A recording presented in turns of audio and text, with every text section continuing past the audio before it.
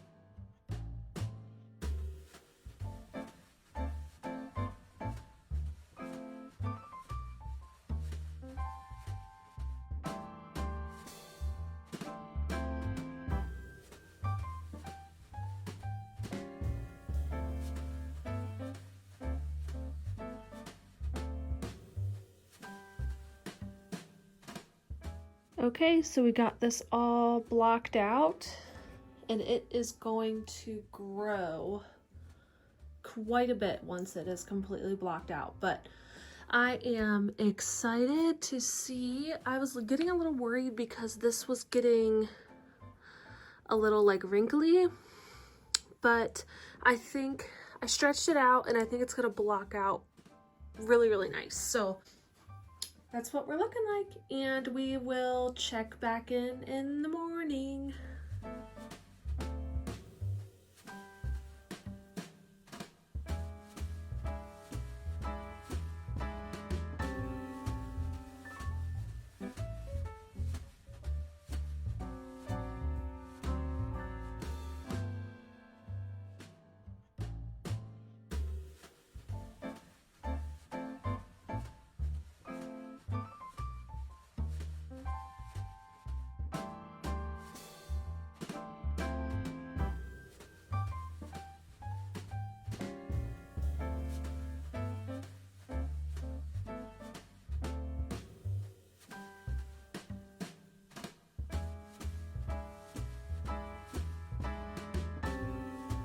Okay, so we are going to talk about section number 1. Section number 1 consisted of semicircles, these triangles, and this first bubble section here. Personally, this section was probably the most tedious because you did each one of these semicircles by themselves, and then you had to basically like knit together and then, you know, flip over your project every row, and it just started to get like a lot of ends and kind of messy. But I do like how it turned out. It's just doing this section was honestly pretty tedious, and probably my least favorite part of this, but aesthetic wise, it's beautiful. I like basically a continuous knit, so we're just going like back and forth or in a round. So this was kind of like a new challenge for me, knitting these different pieces with different textures together. But the last part was this first bubble section right here, and this was a new stitch for me. I have never done this before. Oh, there's a cat here.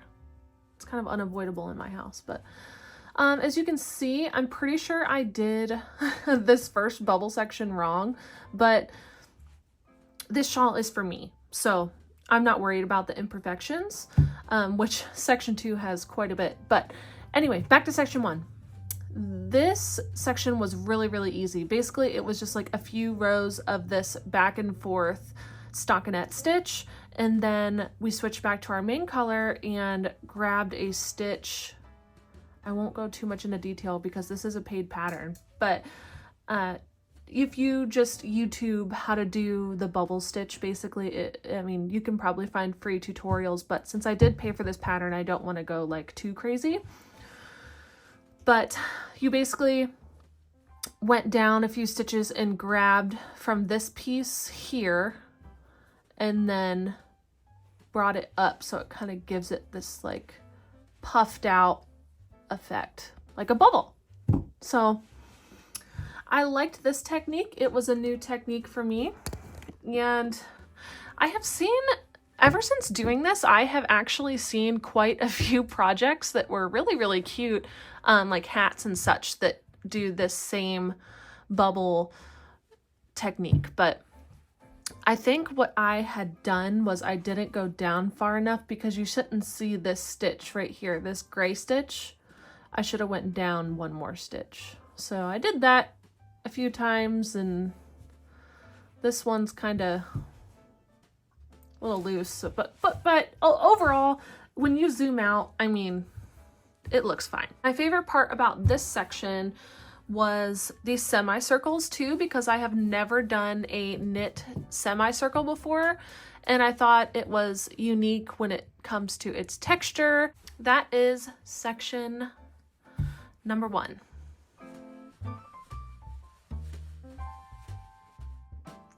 All right, we are moving on to section number 2. And section number 2 is going to be this brioche section, this bubble section, brioche, bubble. Now, if it's not already glaring in your face, I messed up my brioche stitches right here. I was probably about halfway through this section and I dropped stitches, and I couldn't figure out how to fix it. So I just kind of winged it, and obviously that I did not correct it right, but that's okay. It gives my piece character, and the majority of the rest of the brioche is perfect. I think I have a little bit of a mix up somewhere on the first section of brioche too, right here. I dropped some stitches, but it was not nearly as many as I dropped up here.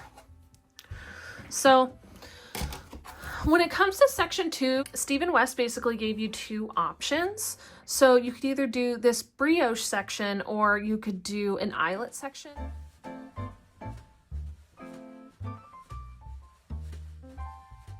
I chose to do the brioche section because I like the way the brioche looks. So I wanted to basically try it out again. It has been a few years since I've done brioche. However, I do like the way that this brioche looked. I am glad that I did the brioche. It makes me want to do more brioche, especially 2 colors. And I ended up switching. So the purple is my main color, and then this grayish purple is my contrasting color. And I saw a few people switch them in these 2 sections, and I thought, oh, that's cool. It'll give it something a little different. So that's what I did. I switched the main color to be kind of like the background of the brioche here, and then that made the gray pop out. So I thought that turned out really pretty. I do like that. And then obviously these 2 bubble sections are the same as this one down here. I did figure out what I was doing wrong when it comes to the bubble section. It does look better than this first section did. So it pops out a little bit more like bubbles, where these ones are a little bit more flat. Okay, section number 3. All section number 3 was these short row triangles. However, you had to do them the entire length of the shawl. I think it was like 40-ish triangles. I never even counted them, but it's a lot.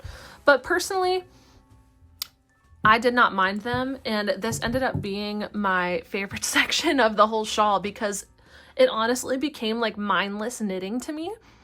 Because once I did a few of these short row triangles, I memorized the pattern and then I didn't even have to think about it. I did also learn how to weave in my ends because obviously you're changing colors quite a bit on this side. And so I learned how to weave in my ends as I was changing colors. And Stephen West also talks about how to do that. He calls it weave in Stephen.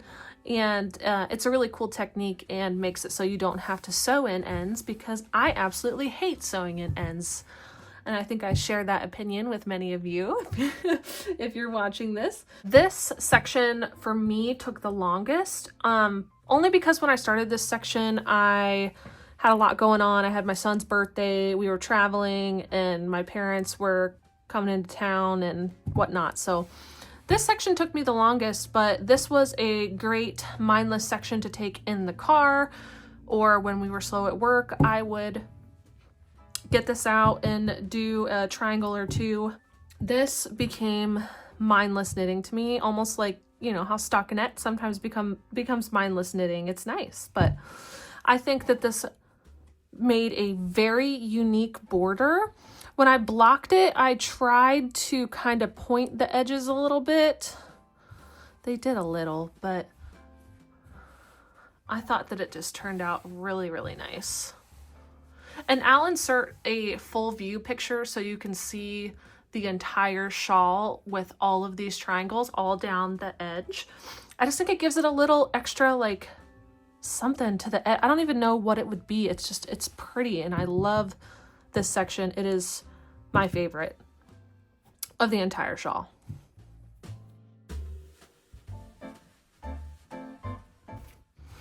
All right, the fourth and last section was this piece right here. So when we finished those short row triangles on the end, I was like, oh my goodness, like, what is section 4 gonna be?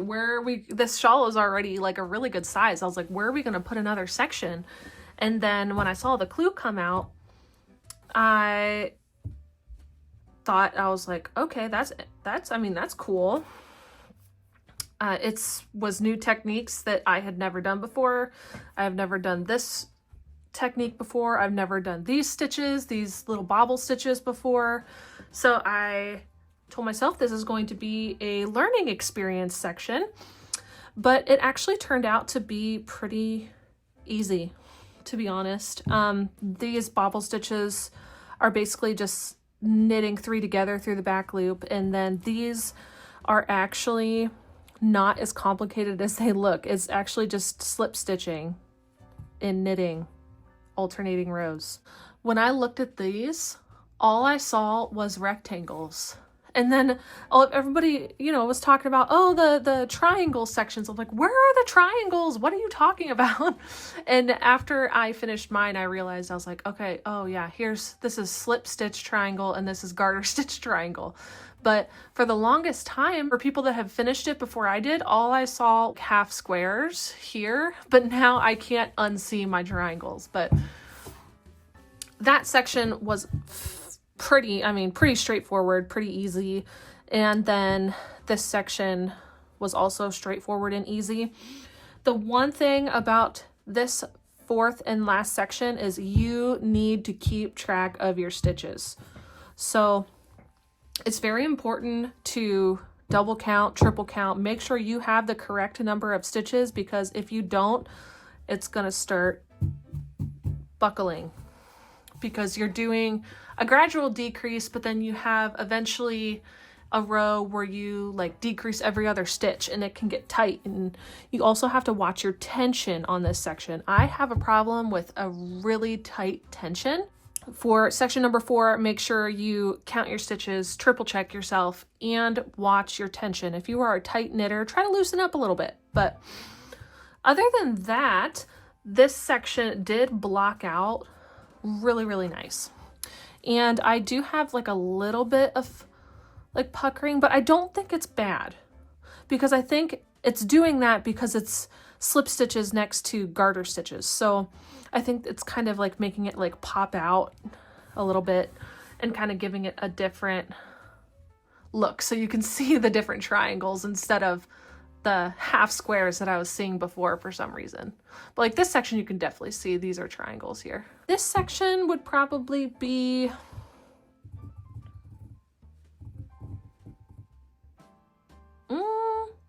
tied for second, because I really loved the brioche section in section 2. But this would probably be tied for second. This was probably my least favorite section. But section 4, it does look intimidating, but it really isn't, guys. It's simple stitches, knits, purls, slip stitches, very easy stuff.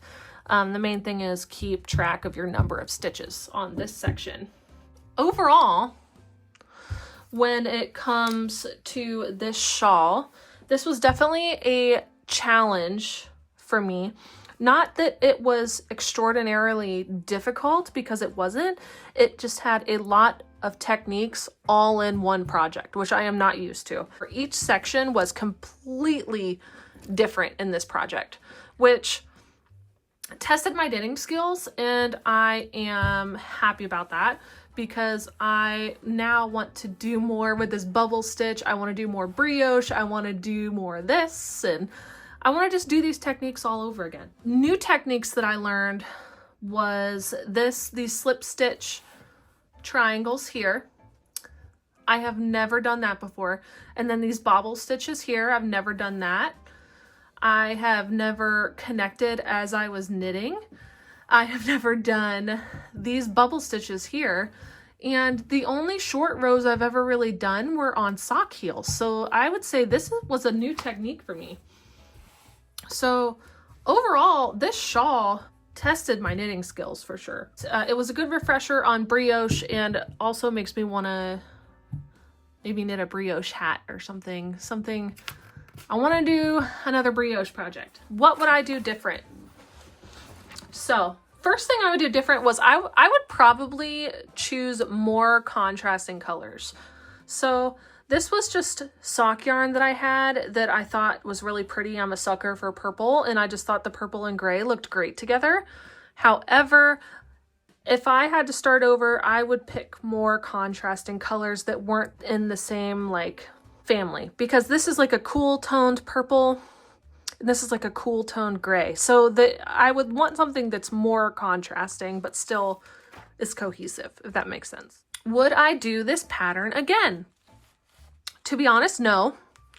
Only because of this section right here. This was just not that fun, to be honest. It is beautiful. Don't get me wrong. This section is beautiful, but I am just not a fan of the knitting as I go back and forth and flipping a big project over and over and over. And if I could do something that had like sections 2, 3, and 4 in it, sure. But if I could skip this section, I would do this shawl over again in a heartbeat for sure. Do I recommend this pattern? To be honest, I recommend anything from Westknits, because he has a very unique eye when it comes to knitting, because this doesn't just look like a knit shawl to me. It looks like a piece of art with all of the different shapes and techniques and the colors going together. And I think Stephen West has a very good eye for artistic knit pieces. He has a ton of different pieces that just look so unique and so like nothing you've seen in a store or anything you can buy. You have to knit it, and it's so unique and beautiful that I would recommend this pattern to anyone. If you are a very, very, very beginner, I would not recommend this pattern.